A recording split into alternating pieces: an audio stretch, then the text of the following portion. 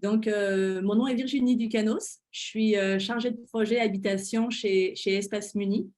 Je suis accompagnée aujourd'hui de plusieurs personnes, donc d'Amélie Myriam Plante, qui est consultante pour Espace Muni, qui travaille avec moi depuis plusieurs mois, mais également de 3 panélistes, donc Michel Després, Chantal Lheureux et Pauline Turmel.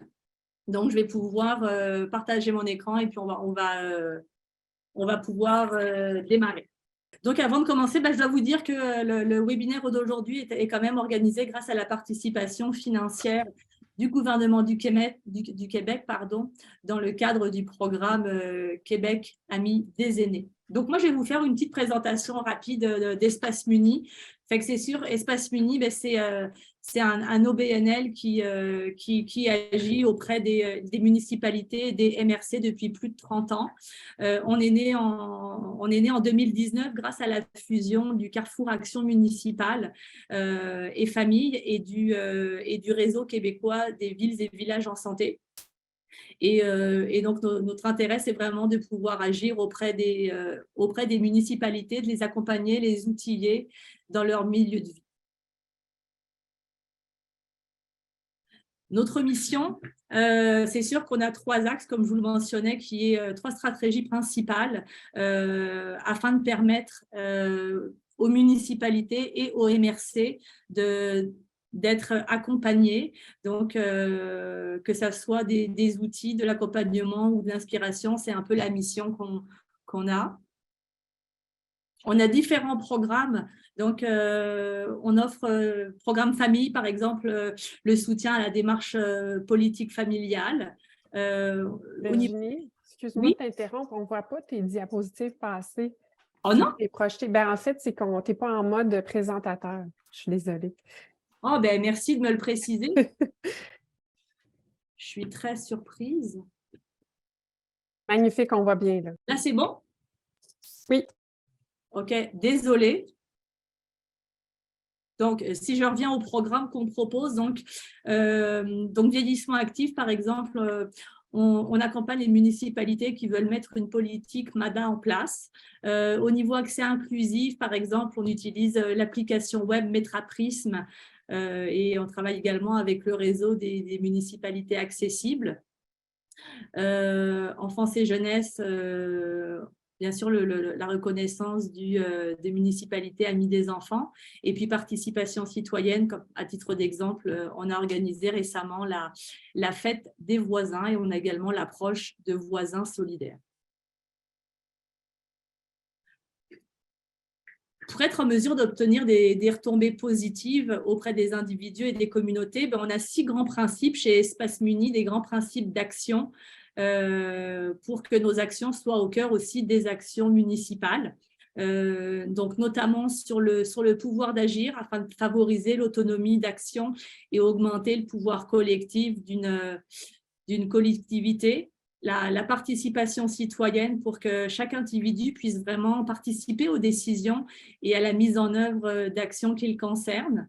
La concertation intersectorielle pour une vision commune du développement de la communauté.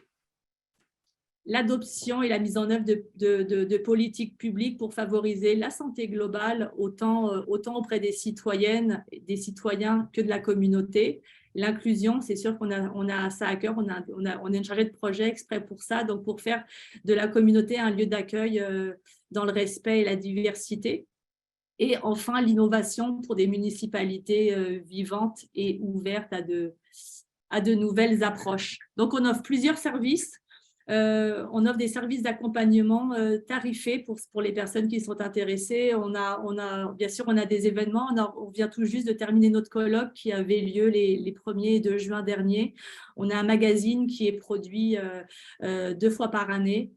Des programmes de mentorat, on offre des webinaires et j'attire principalement votre attention sur le fait que pour ce qui a trait à l'habitation, on a un gros événement qui s'en vient le 14 septembre prochain à Drummondville, donc un événement principalement sur l'habitation et l'habitation pour personnes aînées. Donc, on organise en collaboration avec la GRTQ. Et en parallèle, on travaille sur une plateforme qui va être lancée aussi au mois de septembre prochain. Donc, une plateforme destinée au milieu municipal, au GRT, au comité de pilotage qui va recenser énormément d'informations sur l'habitation parce qu'on sait que c'est un enjeu très, très important. Donc, je vous laisse, ça c'est pour mes coordonnées, donc ça serait fini de mon côté. Amélie, je te laisse la main. Merci beaucoup, Virginie. Je ne sais pas si tu vas arrêter. Merci, ton partage d'écran. Excellent. Donc, mon nom est Amélie Myriam Plante. Je suis consultante professionnelle en aménagement du territoire, fondatrice de la firme Anthropole.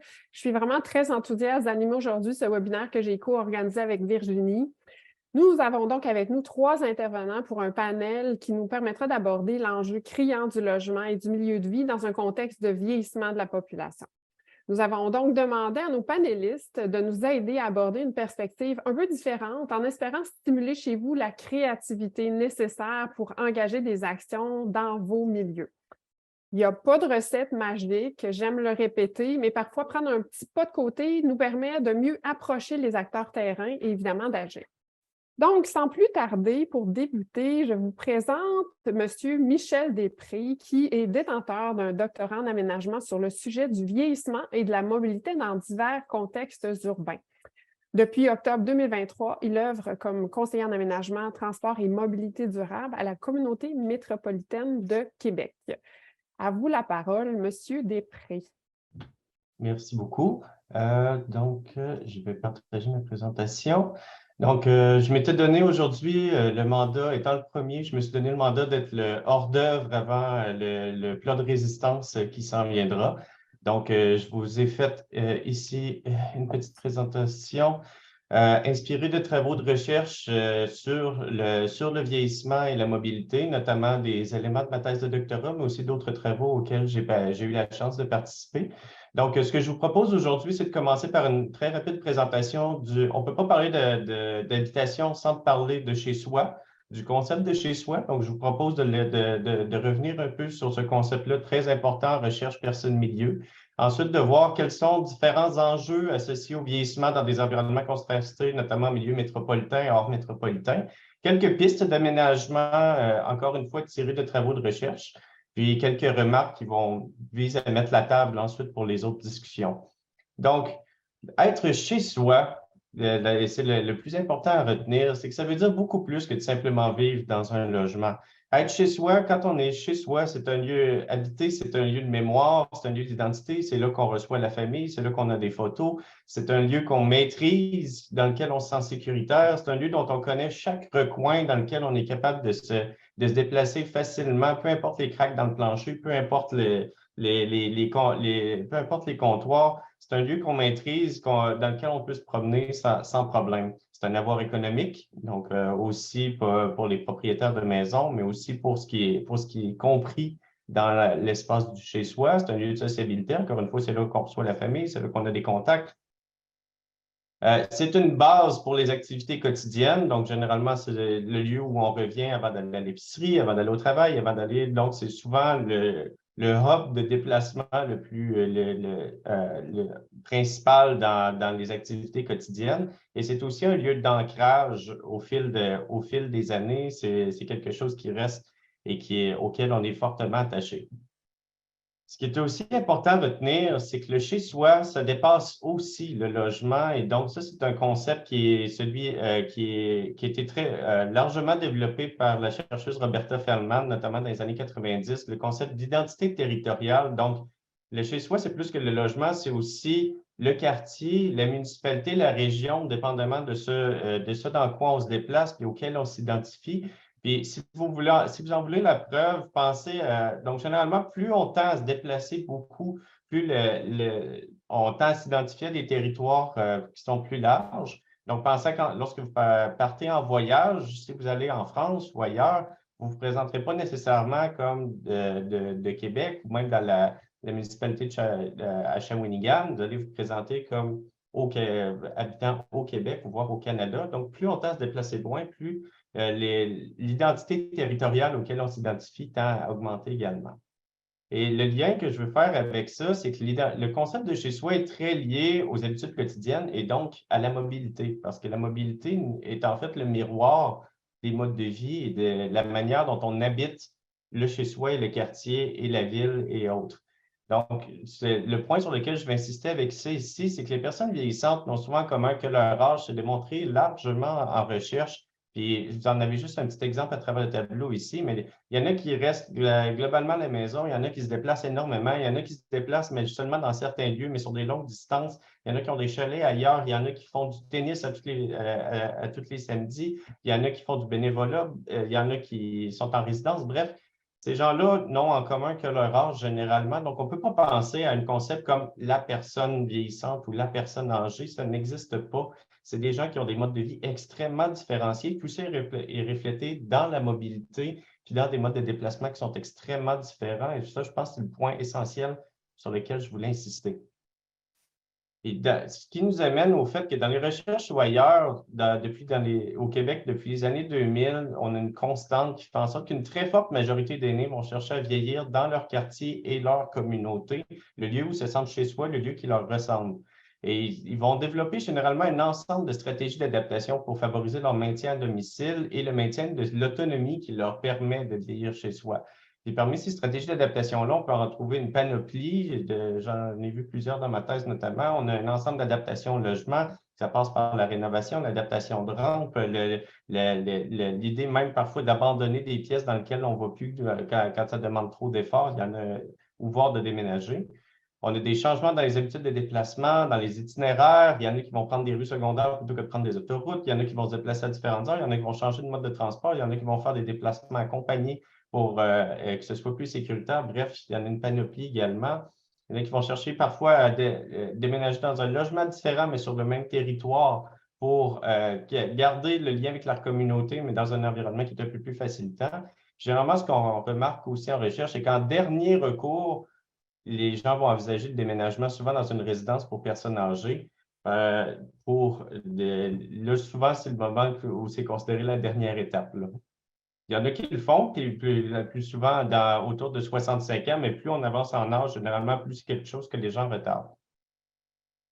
Ce qui nous amène à parler ensuite du vieillissement dans des environnements contrastés. Donc, c'est quoi les enjeux au maintien de l'autonomie puis de vieillir chez soi dans différents environnements? On peut séparer ça, mettons, en environnement métropolitain et hors métropolitain pour faire simple.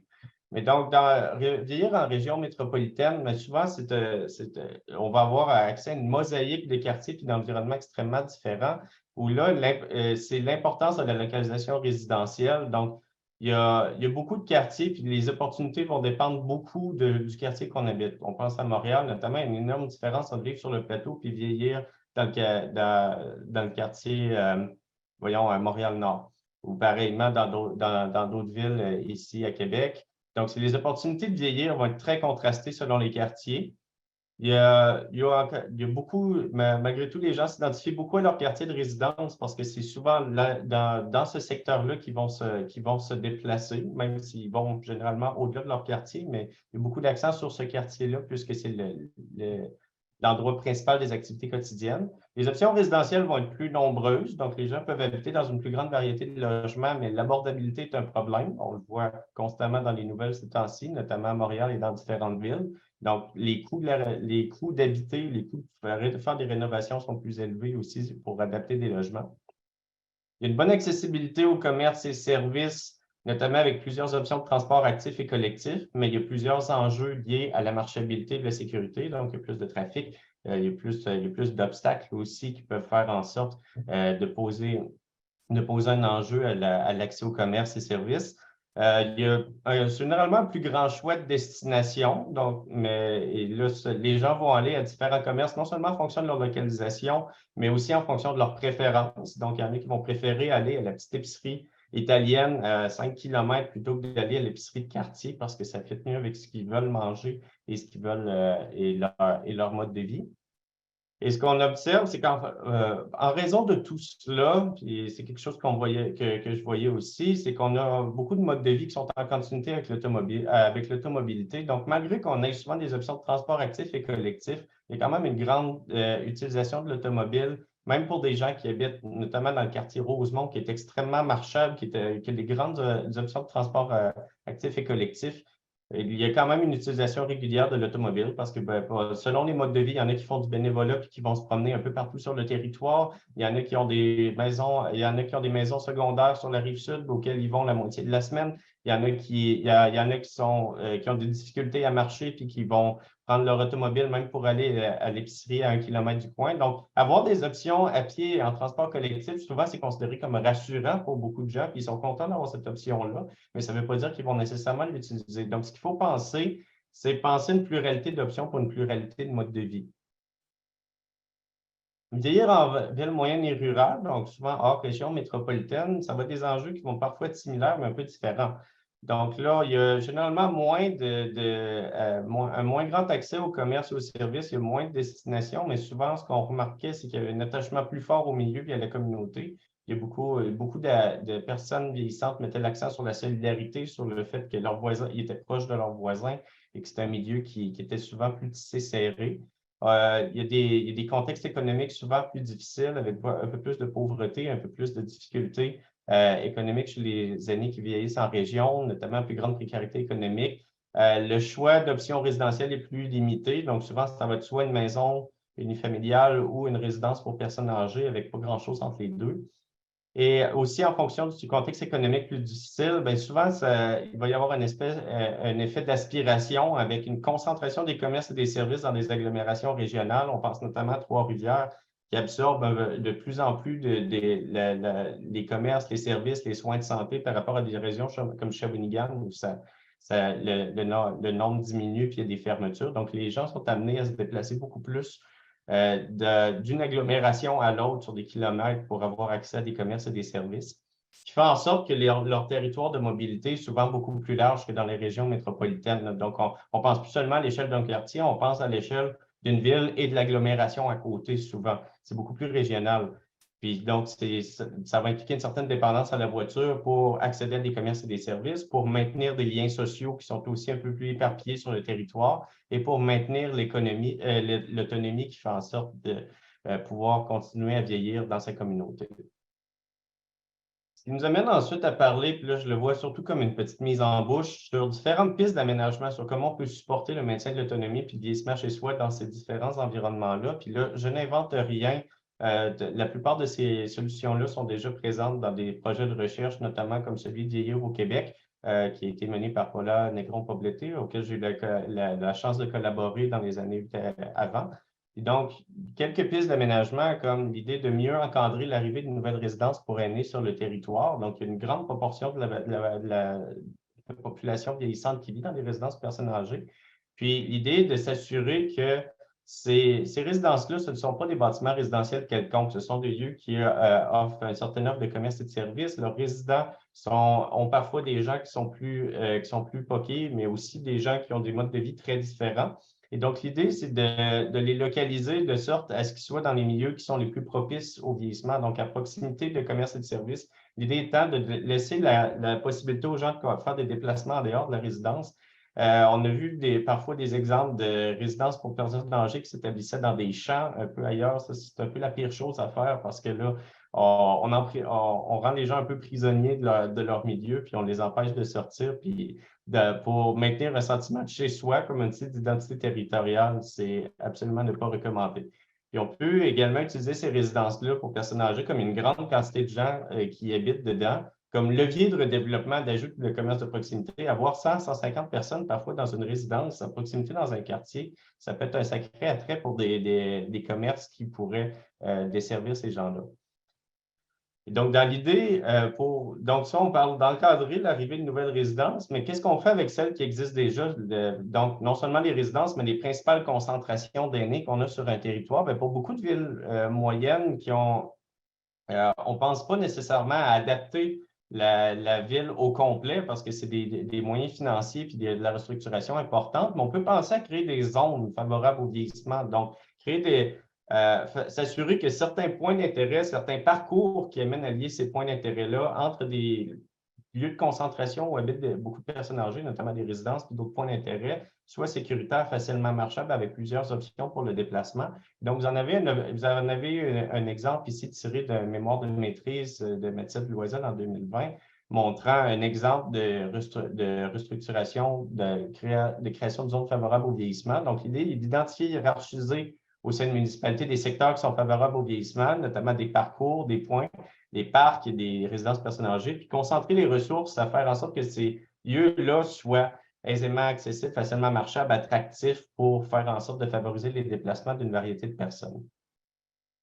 Puis finalement, on en parlait, les modes de vie, le chez-soi est très lié à la mobilité. Donc, l'idée étant de donner, si on veut donner des alternatives à la voiture pour faire en sorte que les gens puissent faire des déplacements, ça pourrait être quelque chose de rapide et flexible comme la voiture qui peut être utilisée. Donc, on peut penser à un ensemble de solutions de transport flexibles, même en ville moyenne ou rurale, où là, on ne peut pas penser nécessairement à déployer une ligne de bus comme dans les régions métropolitaines, mais peut-être que d'autres options sont disponibles. Peut-être qu'on peut mettre en place un certain flexibus, comme c'est inspiré à Québec, favoriser l'accès à des vélos électriques qui sont beaucoup plus faciles pour des personnes vieillissantes ou en perte d'autonomie. Peut-être des vélos taxis, comme ça a été utilisé dans les quartiers Huntsic ou à Rivière-des-Prairies à Montréal. J'ai déjà vu aussi dans les régions de Laval des taxis communautaires déployés par des OBNL pour des aînés qui avaient des rendez-vous de santé ou qui voulaient aller. Donc, bref, pour un ensemble de raisons, des raisons de santé, aller à l'épicerie, etc., qui étaient déployés à faible prix, puis ça leur permettait de se déplacer sans utiliser leur propre voiture. On peut aussi penser à un ensemble d'options de logement hors résidence. Puis là, je vais laisser le peu de résistance, Chantal, vous en parler plus en détail. Mais donc, les possibilités de logement intergénérationnel avec de l'entraide, avec des plus jeunes qui peuvent aider pour les courses, qui peuvent aider pour les déplacements accompagnés. Des logements en communauté, style les NORC, qu'on voit beaucoup aux États-Unis, où on a des communautés d'aînés qui habitent ensemble et qui peuvent s'aider pour différents travaux manuels, déplacements, etc. Des types de logements plus variés pour favoriser le fait que les gens puissent habiter dans d'autres choses que des maisons unifamiliales, peut-être, ou des résidences sur le territoire, conserver leur autonomie. Donc, ça, c'est juste un ensemble de petites pistes de solutions qui peuvent être disponibles. Donc, s'il y avait 3 gros messages que je voulais qu'on retienne de cette présentation-là en conclusion, c'est 1, toujours tenir compte en aménagement de la diversité des personnes vieillissantes, de leur mode de vie en lien avec le chez-soi, penser à différents profils qui vont se déplacer de différentes façons. Il faut donner des options autant en logement qu'en termes de mode de déplacement. Puis donc, pour ça, il faut diversifier l'offre en habitation en la tissant avec la mobilité. Puis là, c'est un peu ironique de voir justement que dans les icônes, il y a juste les maisons unifamiliales puis des tours d'appartements parce que c'est les seules icônes qui sont disponibles quand on parle de logement, etc. Donc, ça montre aussi que même dans notre conception graphique, on n'imagine pas tout l'entre-deux de logements auxquels on peut avoir accès pour des résidences pour le logement, notamment pour les personnes âgées. Puis, on en parlait, les personnes âgées ne resteront pas généralement dans leur quartier, ils vont en sortir bien au-delà, puis encore plus on s'éloigne des milieux métropolitains, les déplacements se font d'une agglomération à l'autre. Donc, il faut penser le vieillissement à l'échelle régionale. Et là, ce n'est pas seulement à l'échelle des municipalités puis du gouvernement provincial, mais particulièrement à l'échelle des MRC. C'est là c'est là qu'on peut penser le vieillissement puis l'ampleur que ça peut prendre sur les territoires. C'est là les lieux du chez-soi, souvent pour les personnes âgées. Donc, merci beaucoup. Puis, merci beaucoup, M. Després. Vraiment très intéressant. Je vais maintenant passer la parole à Mme Chantelle L'Heureux, qui, elle, est associée fondatrice à la firme 2LH, urbaniste de formation et chargée de cours à l'Université de Montréal. Elle a accumulé plusieurs expertises professionnelles en accompagnant les différents acteurs de développement urbain dans leur démarche auprès des autorités publiques, du logement communautaire aux développeurs privés. À vous la parole, Mme L'Heureux. Merci Amélie, très heureuse d'être ici avec vous aujourd'hui. Moi, j'espère vous convaincre que c'est pas juste les RPA qui sont les choix pour les personnes aînées, qu'il y en a plusieurs, que les personnes aînées veulent ces choix-là, mais il faut de la créativité. Donc, quelques mots sur la firme 2LH. Notre mission centrale se résume très rapidement par notre slogan, donc de meilleures données pour de meilleures décisions. On offre plusieurs services là, pour améliorer les connaissances de nos territoires, que ce soit des portraits d'habitation, l'accompagnement des diagnostics de l'environnement comme la marchabilité, par exemple, et des formations et l'animation. Donc, maintenant que j'ai vendu ma salade, on rentre dans le vif du sujet. Michel a bien présenté que la majorité des aînés veulent rester chez soi le plus longtemps possible. Donc, moi, je vais complémenter cette présentation-là en présentant les choix résidentiels lors d'un déménagement. Et ensuite, je vais vous partager quelques solutions, le fameux l'entre-deux manquant que Michel a fait allusion là à la fin, 2 modèles alternatifs pour conclure avec le logement social et communautaire qui est pour moi la seule solution pour offrir des logements abordables dans le temps. Donc, quand on parle des choix résidentiels, ce qu'il faut comprendre dès le début, c'est que l'offre en habitation va contraindre les choix lors d'un déménagement. On l'a vu, les RPA sont souvent les seuls choix. Et c'est quand même un aspect culturel au Québec. En effet, en 2021, il y avait 17% des personnes aînées 75 ans et plus qui habitaient dans des RPA, contrairement à l'Ontario, qui est de 5%. Entre autres, c'est parce que les RPA sont les seuls choix. Mais quand les gens veulent et peuvent déménager, ça c'est important à retenir, on voit typiquement qu'il y a 2 déménagements. Le premier se fait à la retraite. Donc, on arrête de travailler, la maison est trop grande, on veut plus prendre l'entretenir. Et donc, c'est un départ ou un déménagement volontaire. Et c'est vraiment à ce moment-là où on devrait offrir plusieurs choix aux personnes aînées parce que le choix est motivé par des modes de vie différents. Le deuxième déménagement, qui est fait sous contrainte, malheureusement, se fait pour des motifs de santé économique, changement au sein du ménage. Et c'est souvent à ce moment-là où les personnes âgées se retrouvent dans des RPA ou des CHSLD parce que c'est des formes de bâtiments qui offrent plusieurs services qui sont nécessaires à ce moment-là. Donc, il y a plusieurs facteurs qui influencent l'option choisie lors des 2 déménagements. Il y a évidemment les modes de vie, donc urbain, banlieue, rural. Typiquement, les gens qui grandissent en ville veulent rester en ville. Ceux qui grandissent en banlieue veulent rester en banlieue. Ceux en rural, il n'y a pas d'option, donc ils se retrouvent ailleurs. Mais c'est quand même des modes de vie différents que les gens recherchent. Il y a évidemment la composition des ménages. Est-ce que la personne est seule? Est-ce qu'elle est en couple? La capacité financière qui est extrêmement importante. Donc, les propriétaires qui peuvent vendre leur maison, évidemment, ils ont une capacité financière importante qui leur donne le plus de choix possible, qui n'est pas le cas pour les locataires ou les gens les plus vulnérables, où là, leurs choix sont vraiment restrictifs et il y a peu de choix pour eux. Et évidemment, on a les niveaux d'autonomie, que ce soit des conditions physiques ou mentales. Donc, où est-ce que les gens veulent habiter? Il y a une étude qui a démontré qu'en effet, il y a comme 3 types de milieux de vie où les aînés vont déménager. Le plus gros, c'est les grands complexes résidentiels, les RPA. On le sait que c'est pas les seuls choix. Il y en a plusieurs qui sont de luxe, comme celle dans cette photo ici, évidemment accessibles à seulement une partie de la population. On retrouve également la préférence vers des cœurs villageois ou des quartiers plex qui ont une forme de bâtiment assez similaire quand on veut, de basse ou de moyenne densité, si on veut le dire comme ça, avec beaucoup de services, beaucoup d'activités et c'est souvent les ménages à plus faible revenu qui se retrouvent dans ces types de milieux de vie. C'est important à noter et à rappeler que c'est pas nécessairement des vraies préférences, mais qu'est-ce qui est sur le marché qui dicte les résultats de cette étude. Mais il y a quand même une volonté d'habiter dans des cœurs villageois et des quartiers plex pour certains ménages là, des personnes aînées. Mais il manque ces types de logements. Et donc, d'où vient la première solution qui est l'entre-deux manquant? C'est un concept qui parle de la forme de bâtiment. Donc, c'est des bâtiments avec plusieurs logements.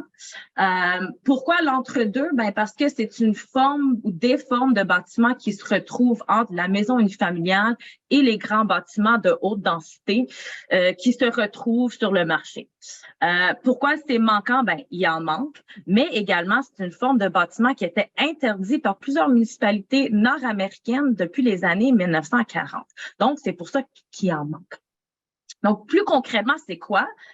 On voit ici avec l'image qu'il y a plusieurs formes. Et pour moi, ça, c'est un des avantages de l'entre-deux manquant, c'est qu'on peut adapter ce concept-là à n'importe quel milieu d'insertion. Donc, dans des milieux unifamiliales, on peut avoir des plexes, par exemple, et dans des milieux un peu plus denses, on peut quand même avoir des bâtiments de 3 étages là, qui s'insèrent très, très bien. Il y a d'autres avantages, évidemment, de ce concept-là. Donc, si elles sont bien localisées, si on suit les propos de Michel, ça va être marchable. Ça va attirer des commerces, ça va assurer la vitalité commerciale dans les cœurs villageois, par exemple, et ça ajoute de l'attractivité à des secteurs. J'ai parlé de son adaptabilité dans sa forme, mais elle est aussi adaptable selon le mode d'occupation. Ça peut être de la location, des copropriétés, du logement social et communautaire. Ça peut être intergénérationnel à l'intérieur d'un même bâtiment. Et c'est adaptable selon le type de ménage. C'est pas juste les personnes aînées qui veulent habiter dans ces types de milieux de vie comme on vient de voir dans l'autre étude. Mais il y a plein de jeunes couples qui voudraient vivre dans des cœurs villageois, dans un petit appartement, des mères monoparentales, et j'en passe. Donc, son côté d'adaptabilité est extrêmement important à retenir. Il est aussi abordable par son concept. C'est des logements plus petits qui coûtent moins cher. À 3 étages, on peut construire en bois ou même au préfabriqué. Donc, on est capable de réduire les coûts de construction. Il y a évidemment moins de stationnement et on vient agir sur l'offre. On le sait, il manque des logements. Il faut les construire. Donc, en agissant sur l'offre, on espère au moins stabiliser les prix en offrant plus d'options. Donc, quand on regarde les données, c'est vraiment l'entre-deux manquant qui, on va dire, peut remplir une grande portion des préférences. Mais il y a plein d'autres modèles alternatifs qu'on doit favoriser parce qu'il y a des gens différents. Les humains, on est tous différents. On veut tous des choses différentes. On a souvent parlé des unités d'habitation accessoires, les UHA, donc l'ajout d'un logement secondaire sur un lot déjà occupé par un bâtiment principal. Il y a plusieurs types. Ça peut être à l'intérieur du bâtiment principal, ça peut être attaché au bâtiment principal ou détaché. Et si c'est quelque chose qui vous intéresse, allez voir là, les références citées. Il y a beaucoup d'informations qui sont publiées sur les UHA. Plein d'avantages, tu n'as pas besoin de beaucoup d'espace. On optimise les infrastructures existantes sur le territoire. On s'insère bien dans des milieux peu denses. Ça permet une mixité intergénérationnelle. Et à la revente, ça peut être des revenus supplémentaires pour le ménage qui achète cet immeuble-là. Quelques désavantages, ça peut être cher, dépendant de la forme qui est choisie. L'aspect intergénérationnel est quand même temporaire parce que la personne aînée va rester seulement quelques années avant ce peut-être deuxième déménagement que j'ai présenté au début. Ça augmente la valeur foncière, donc plus cher à la revente. Et quand on regarde ceux qui sont intéressés, il y a environ 15% qui seraient ouverts à y habiter. Donc, important à le faciliter pour ceux qui le veulent, mais c'est pas la solution pour tout le monde. Un autre projet que j'aime beaucoup, c'est un regroupement d'individus comme la coop Vive à Sutton. Pourquoi est-ce que je les aime? Parce que c'est juste des individus qui ont décidé d'habiter ensemble et de créer un mode collectif et communautaire. Pour moi, le grand avantage aussi, c'est que contrairement au logement social et communautaire, on n'a pas besoin de financement supplémentaire. Ce sont les individus qui viennent contribuer leur argent dans ce type de projet. Évidemment, c'est pas accessible pour tout le monde. Ça peut prendre beaucoup de temps à mettre en œuvre. Et le modèle coopératif que je vais présenter tantôt demande quand même la signature d'un contrat au préalable, donc de grandes discussions à avoir avant même que le projet se concrétise. Ce qu'il faut retenir aussi, c'est que toute nouvelle construction, maintenant, avec les coûts de construction, sont très chers. Donc, déjà, à la base, quand on construit, il y a certaines parts de la population qui ne pourront pas accéder à ces logements-là. Et quand on voit les nouveaux portraits là, qui ont été publiés par l'Institut de la statistique du Québec, il y a 16% des aînés en ménage privé, donc ça n'inclut pas les RPA, on parle des autres, qui vivent dans un logement qui n'est pas abordable. Et ça, en effet, comparé à d'autres types de ménages, c'est le plus haut chiffre. Donc, il y a plus de personnes aînées en pauvreté. D'où vient l'importance pour moi d'avoir du logement communautaire? Parce que on vient retirer des logements du marché spéculatif, on assure l'abordabilité dans le temps. Rapidement, il y a évidemment plusieurs types de logements communautaires. Il y a les HLM, donc le logement public géré par l'État à travers les offices municipaux, qui ont beaucoup été construits là, à l'époque du fédéral, dans les années 60-70. Et on a également les coopératives, donc qui est vraiment géré par les locataires, ou les organismes à but non lucratif, qui est géré là, par un conseil d'administration. Et comme vous pouvez voir, j'ai mis quand même des formes de bâtiments de haute densité. Donc, c'est pas nécessairement juste des petites coopératives ou des petites OSBL. Il y a quand même des grands porteurs de projets qui développent. Et je vais vous expliquer pourquoi c'est important plus tard. Je veux pas tout vous expliquer ça. Je veux juste, il y a 2 éléments à retenir. Pendant longtemps, c'était le fédéral qui a financé le logement social et communautaire. Puis c'était seulement en 1997 que le programme Accès Logis a été créé et que c'est la province qui est devenue le financeur principal. Et c'est à travers le programme Accès Logis où on a vraiment créé tout cet écosystème de petites OSBL et de coopératives. Et on est vraiment dans un tournant où le gouvernement a décidé de fermer ce programme-là et d'aller vers une autre direction avec le programme d'habitation abordable du Québec. Donc, qu'est-ce que ça veut dire tout ça? Où est-ce qu'on est rendu avec le logement social et communautaire maintenant que le programme Accès Logis est mort? Bon, premièrement, le privé règne selon les yeux du gouvernement provincial. Avec le FAC, ils veulent financer le logement social à travers les acteurs privés, qui force, entre autres, les grands porteurs de projets qui ont assez d'équité à se financer hors programme, donc avec des prêts standards, par exemple. On peut penser aux membres du groupe Achat et également les OMH qui peuvent devenir des acteurs, là, je pense, plus présents quand on parle de développement de logements sociaux et communautaires. Il ne faut pas oublier l'acquisition des logements existants, c'est beaucoup moins cher que les construire. Et les municipalités doivent contribuer davantage, sinon on ne peut plus développer. Donc, je termine avec les conditions gagnantes. On pourrait rentrer dans les détails après. Je vois les grands yeux d'Amélie qui me regardent. Je dois terminer. Donc, il faut avoir un terrain qui est disponible. Il faut avoir l'appui de la municipalité avec une vision commune et une claire connaissance des besoins sur leur territoire. Il faut avoir un groupe porteur avec de bonnes équités, une capacité de gestion et la communauté doit appuyer le projet. Et juste pour vous donner l'espoir, récemment, il y a eu l'acquisition de 400 logements à Drummondville. Donc oui, c'est possible, c'est pas terminé maintenant que le programme Accès Logis est terminé. Puis j'espère que je vous ai présenté à quel point on a besoin d'une diversité dans l'offre des logements, que l'entrée manquant, c'est la forme très adaptable dans tous ces contextes, qu'il faut faciliter les modèles alternatifs, que le logement social communautaire permet l'abordabilité pérenne et qu'on a besoin de vous, on a besoin du leadership politique pour mettre tout ça en œuvre. Merci. Merci beaucoup, Chantelle. C'est vraiment très intéressant. J'ai hâte de revenir vers vous pour des questions. Mais j'ai aussi très envie de passer la parole à Mme Pauline Turmel, qui, de son œil de retraitée, saura sans doute apporter une perspective ancrée dans la réalité des personnes en âge de prendre des décisions concernant leur habitat. Donc, rapidement, les 3 âges de la biographie de Mme Turmel se déclinent comme suit. Donc, premier âge, infirmière en santé communautaire. Elle a participé à l'implantation des départements de santé communautaire, les DSC, et aussi des CLSC. Elle a aussi été impliquée dans le mouvement « Accoucher ou se faire accoucher ». Le deuxième âge, enseignante dans le domaine de la santé, conseillère pédagogique et gestionnaire en formation professionnelle. Et enfin, troisième âge, et c'est pour ça qu'elle est ici aujourd'hui, retraitée, impliquée comme bénévole dans différents organismes œuvrant auprès des personnes aînées. Elle est entre autres présidente du conseil d'administration des Habitations Nouvelles Avenues, qui est un OBNL d'habitation pour personnes aînées situé dans l'arrondissement Rosemont-la-Petite-Patrie à Montréal. À vous la parole sans plus tarder, Mme Turmel.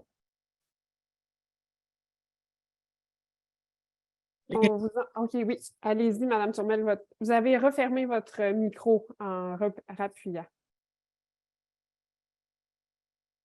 Non, on ne vous entend pas. Ah oui, Là. voilà. Oui, vas-y. touche pas à rien.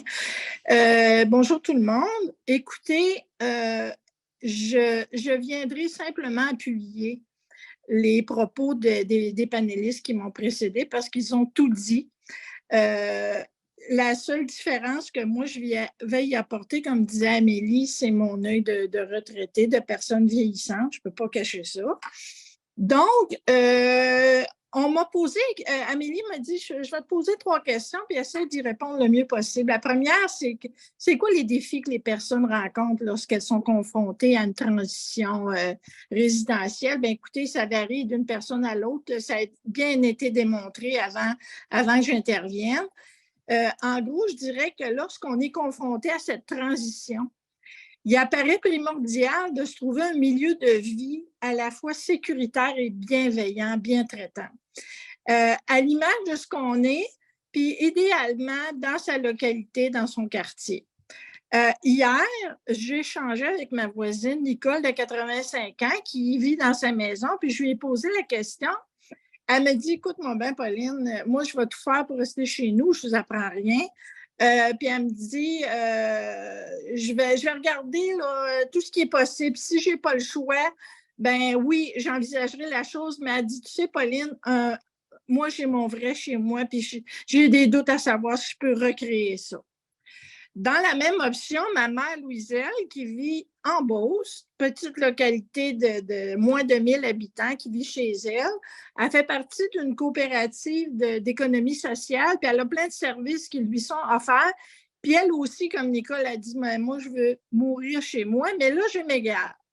Par contre, je côtoie des gens qui vivent soit dans des OSBL, des OMH, des HLM, même des RPA. J'ai des gens de par mon implication sociale.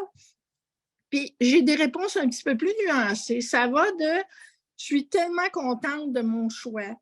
J'aurais dû prendre la décision avant. Il y a plein d'activités auxquelles je suis libre de participer. J'ai pu me préoccuper de faire des repas. » J'ai observé aussi qu'à travers les gens que je côtoie, les gens qui étaient propriétaires d'une maison, c'est plus difficile à faire le deuil, de s'en aller dans un autre type de logement. Donc, les défis, c'est faire le deuil de son chez-soi, puis s'en recréer un, se donner du temps pour apprivoiser son nouvel environnement, ça prend du temps. Quand je suis aux habitations Nouvelles Avenues, je fais du bénévolat aussi là, puis je vois des nouvelles personnes qui arrivent, puis il y en a que ça fait 2 mois, puis il y en a que ça fait 10 ans, puis ils me disent « oh, ça m'a pris du temps », puis d'autres, ça varie encore là avec les personnes, mais il faut s'accorder du temps pour s'apprivoiser puis se créer un vrai chez-soi. Bon, la deuxième question, c'est les éléments considérés par les décideurs. Bon, moi, ça va au-delà de l'aspect béton. Ce que je veux dire, c'est offrir des milieux de vie accueillants à échelle humaine. L'approche hôtel RPA, c'est vrai que ça ne convient pas à tout le monde, ça a été dit tantôt. Trop souvent, quand l'effet wow est passé, là, avec les beaux divans à cuir, puis les lustres, puis nommez-les, moi, je côtoie des gens qui vivent là-dedans, puis ils me disent, c'est pas tout le monde, là, je ne veux pas généraliser, mais j'entends ce qu'on me dit. Tu sais, Pauline, une fois que l'effet wow est passé, sans crier gare, des fois, il y a un effet d'isolement qui s'installe. Parce que des fois, il y a des clans, puis c'est pas facile de s'intégrer, puis de faire sa place, puis de se sentir chez soi. Fait que c'est beau, mais des fois, là, il y a une dame, elle m'a dit, Pauline, je suis pas sûre, puis ça faisait 1 an, puis elle m'a dit, je suis pas sûre, c'est tellement épouvantable de déménager. Je ne sais pas si j'ai la capacité, le moral et la force, mais bon, elle remettait ça en question. Ce que je veux dire aussi aux gens qui, dépendamment que vous êtes en région, c'est que chaque établissement devrait se doter d'une mission. J'imagine que vous en avez une ou vous en aurez une, mais d'inclure dans votre mission la bientraitance. Ça fait toute la différence. Puis s'assurer que cette mission de bientraitance-là soit partagée par les différents intervenants. L'autre affaire, c'est mettre l'accent sur la qualité des relations humaines. Oui, il y a des beaux divans, puis des fois, il n'y en a pas, puis ça fait... Mais c'est très... Moi, je vois ça, là, les gens qui me disent hey, une chance que. Parce que dans les endroits où moi que je fréquente, c'est qu'il y a soit des travailleurs communautaires, appelez-les des animateurs, appelez-les comme vous voulez. Ça fait la différence. Ça contribue à maintenir une qualité de vie, puis je dirais même à maintenir l'autonomie des personnes parce qu'ils sont à l'écoute de leurs besoins, puis des fois, ils vont faire des références soit à l'arrondissement ou à la ville pour dire, exemple, on pourrait-tu avoir un banc pas loin, là? Parce que les gens, ils attendent l'autobus, puis on pourrait-tu allonger le temps de passage sur les feux rouges? Fait que moi, je dis, si c'est possible, c'est souhaitable. Les endroits où il y a des organisateurs communautaires, là, ça fait toute la différence pour la qualité de vie des gens. Fait que ça aussi, ça contribue au fait que, puis à offrir des services de conciergerie de base, tu sais. Si tu as décidé de t'en aller dans un établissement puis qu'il y a une ampoule de brûlée puis que tu n'es pas capable de monter sur l'escabeau, ben, tu sais, mettons qu'il y a 5 ampoules dans ton appartement, il ne faudrait pas attendre qu'il fasse complètement noir avant de trouver quelqu'un pour venir t'aider à changer ça. Dans les établissements que moi je fréquente, il y a ce service-là et ça fait partie des services. Donc, c'est quelque chose d'important. Les éléments, la troisième question, parce que je veux laisser du temps aux gens pour réagir, poser des questions aux personnes qui m'ont précédé. Les éléments qui importent le plus, c'est favoriser un maintien à domicile de qualité, offrir des services de proximité, ça a déjà été noté, faire preuve de flexibilité, s'assurer des conditions favorisant la marchabilité et la mobilité active. On a-tu des bancs? Y a-tu... Oui, tantôt on parlait, il y en a qui utilisent encore leur voiture, transport en commun, mais tu sais, en même temps, si tu veux sortir et les trottoirs sont tous glacés, ben c'est pas plus avancé. Donc, la diversité des options, c'est important. Et puis, moi, je dis, avant de dire non à une proposition, ben, envisagez donc, pourquoi pas, d'analyser une situation et de dire « Oh, mais c'est peut-être pas si fou que ça. » Puis, je ne sais pas si vous êtes probablement au courant, dans la région, je pense que c'est de Limoilou, il y a un gérontologue qui a mis au point une approche d'expérience en gérontologie sociale. Il faudrait qu'on commence tranquillement à développer cette pensée-là, que l'on soit à Montréal, à Québec, à Saint-Frédéric-de-Beauce. Ma mère, elle vient de là en passant. C'est bien important tout ça. Moi, je finis avec des mots-clés. Ils ont déjà été dits. Diversifier les offres, proximité des services, flexibilité, penser petit, c'est pas obligé d'être gros. Le missing, en tout cas, la nouvelle affaire qu'on n'a pas, là, qui a été présentée par Chantel, c'est important. Puis l'autre affaire, la marchabilité, la bientraitance. Moi, c'est 1, 2, 3, 4, 5. Les 6 mots que je vous prescris. Puis je me dis, dans mon livre à moi, là, le logement communautaire, il y a vraiment la cote. Merci beaucoup, Mme Turmel. C'est très éloquent tout ça et effectivement, c'est bien, ça vient vraiment renforcer ce qui a été dit avant. Puis ça démontre à quel point, effectivement, qu'on ne peut pas prendre le logement comme quelque chose à part. Hein? C'est vraiment habitat, milieu de vie et la démarche MADA le met en lumière et effectivement, le lien avec la mobilité, c'est une manière de vivre et tout ça. Donc, je vais poser une question peut-être à nos deux panélistes et après, on se tournera vers les questions du public parce que tout le monde avait tellement de choses à dire. C'est super intéressant. Je vais me tourner vers vous, M. Després, comme vous avez été le premier à prendre la parole. Je ne sais pas si vous êtes en mesure, de manière concrète, de nous dire un peu, déjà, vous l'avez abordé là, dans vos options d'aménagement et tout ça, mais de voir qu'est-ce que la notion du chez-soi et celle de l'identité territoriale, qu'est-ce qu'elle peut nous amener concrètement pour agir dans nos milieux? Parce que des fois, on aime ça, les chercheurs, ils nous permettent de prendre une perspective, mais je sais que tous les gens qui assistent aujourd'hui sont avides d'avoir des solutions concrètes. Le concept vient du fait, je pense que le mot-clé, c'est les options. Des options pour différentes préférences, différents modes de vie. Dans mes travaux de recherche, j'ai vu des personnes âgées de 80 ans qui faisaient tous leurs déplacements à vélo à Laval, dans un quartier qui était très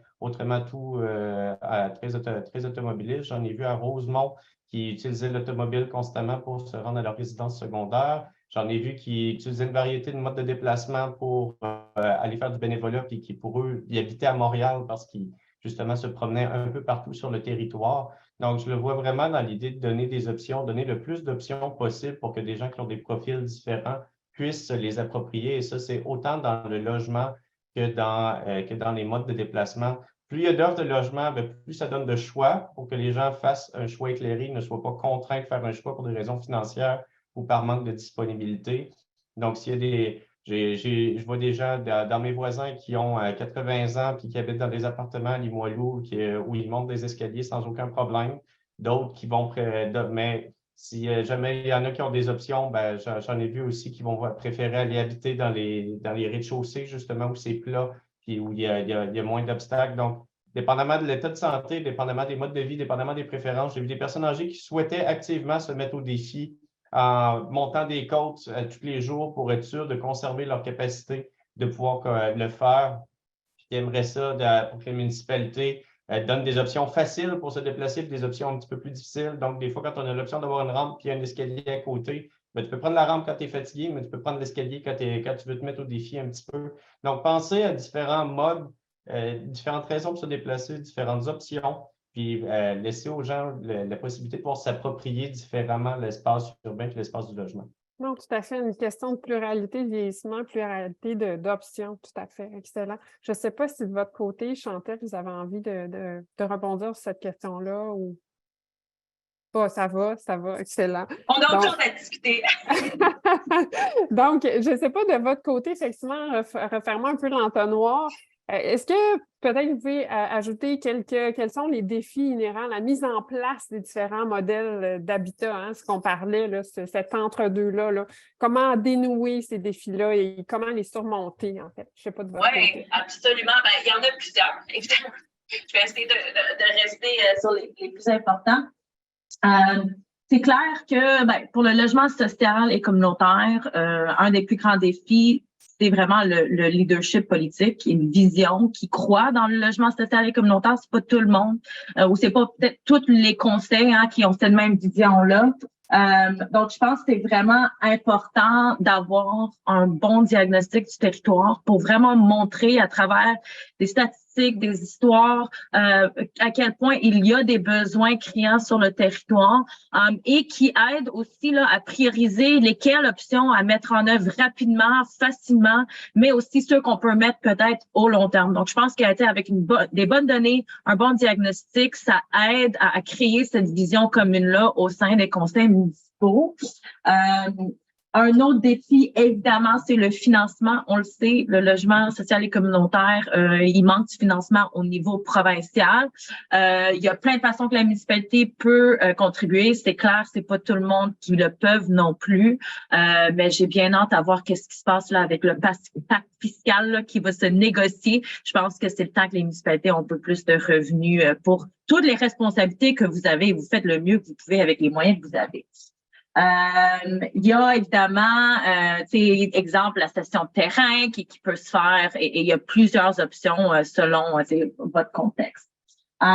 J'ai vu dans les questions aussi toute la question de la capacité des infrastructures.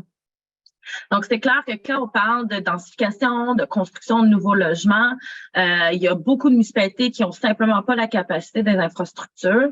D'où vient peut-être l'importance des UHA, où qu'on vient optimiser ceux qui sont déjà sur le territoire. On met pas beaucoup de pression nécessairement sur le réseau.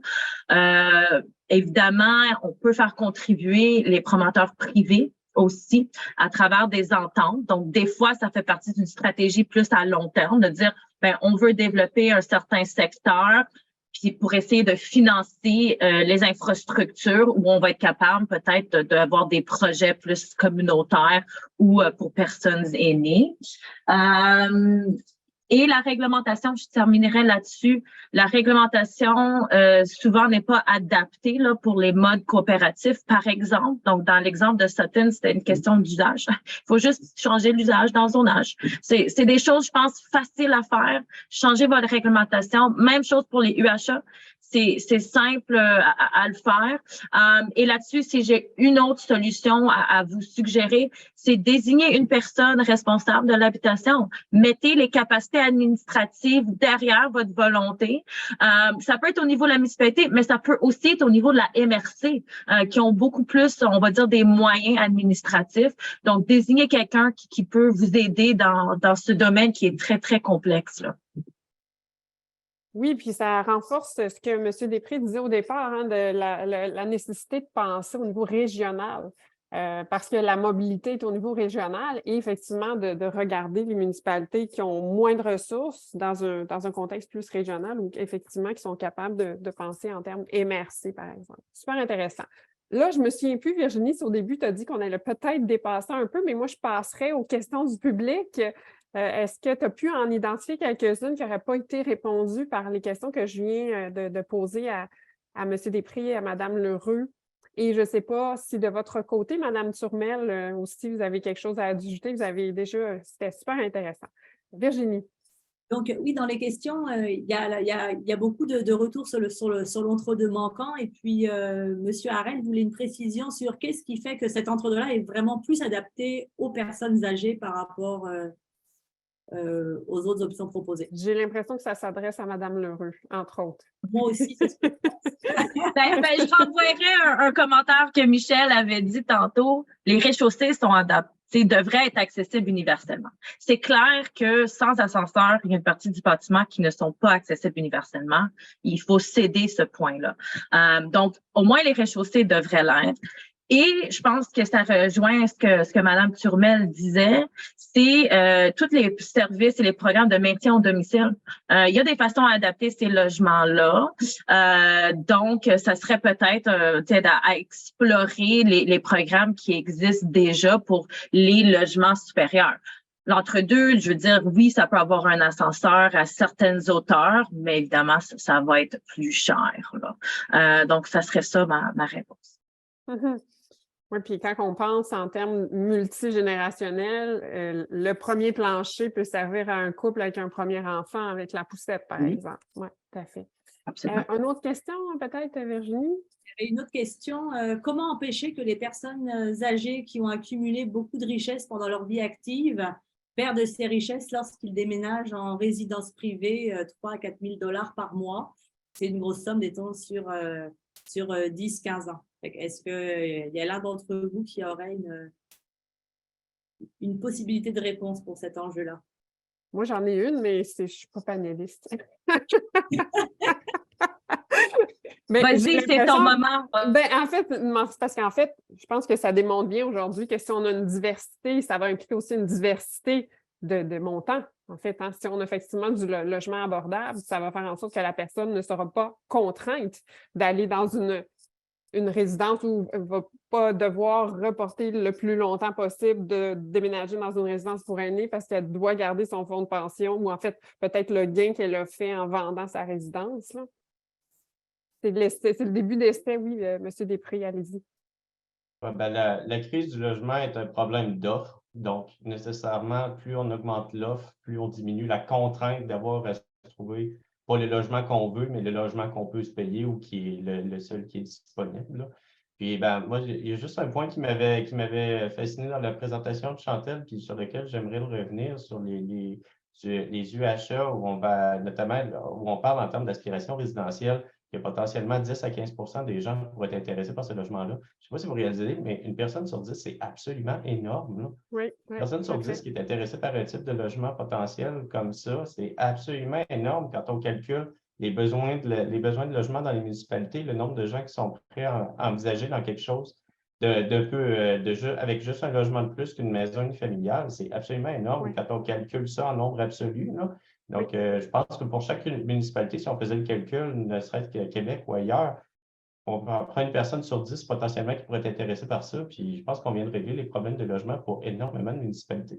Oui, puis en fait, là, je veux juste préciser pour les besoins de la cause que l'UHA, c'est un peu une maison intergénérationnelle, en fait, hein, mais qui a un encadrement spécifique et qui permet, contrairement à la maison intergénérationnelle encadrée par la loi sur l'aménagement et l'urbanisme, de passer ça à d'autres gens que les gens de sa famille. Parce que comment c'est pensé actuellement par la LAU, souvent les logements, par exemple, qui peuvent être construits sans que ça soit une unité d'habitation accessoire, devraient potentiellement être déconstruits, démantelés. Donc, ça l'empêche d'avoir à mettre de l'argent sur un bâtiment secondaire et d'avoir à le défaire après, ce qui peut ne pas faire de sens. En fait, qui ne fait pas de sens, selon mon avis. Vas-y. Puis, ben, c'est juste pour ajouter, puis ça se fait déjà, les UHA. Au final, nous, on vient de le dire de façon formelle, encadrez-le, assurez-vous que c'est bien fait. Mais les gens habitent dans ces types d'unités-là, dans l'informel déjà. Donc, c'est pas comme on va freiner à quelque chose d'existant, c'est plus l'encadrer, s'assurer que c'est bien fait et c'est ça, de faciliter. Est-ce qu'on prend une dernière question avant de passer à la fin, Virginie? Vous aviez pas mal répondu à tous les exemples de questions. Moi, pour rebondir sur les UHA, je voulais vous mentionner que dans le cadre de notre dernier colloque avec Espace Muni, j'avais justement la directrice générale de Sainte-Catherine qui a fait une présentation sur le changement de sa réglementation et qu'il avait été demandé par les participants qu'elle puisse nous partager sa réglementation. Donc oui, c'est accessible sur le site de la ville de Sainte-Catherine, mais si vous allez aussi dans la partie événements colloques d'Espace Muni, vous devriez trouver le lien de la présentation sur les maisons intergénérationnelles qui avait été fait, mais également avec tout le détail de ces informations-là. Donc, c'était un complément. Sinon, je pourrais aussi rajouter le lien dans le courriel qui va vous être envoyé. Magnifique. Donc, je pense qu'en mon nom personnel, celui d'Espace Muni, je remercie vraiment beaucoup nos 3 panélistes et leur généreuse contribution. Et je remercie également à celles et ceux qui ont assisté de manière très attentive à ce webinaire. Je voyais beaucoup de hochements de tête aujourd'hui. Et donc, en guise de conclusion, je repasse la parole de manière plus officielle à Virginie qui souhaite vous soumettre quelques questions d'évaluation en ligne juste avant de vous laisser aller dîner. Au moins, on a fait ça avant le dîner. Merci. Et merci à tout le monde pour la participation. Un gros merci à Amélie pour d'avoir co-organisé ça. Je pense que c'est un sujet effectivement criant et puis on a tous à cœur de trouver ou de vous offrir des pistes de solutions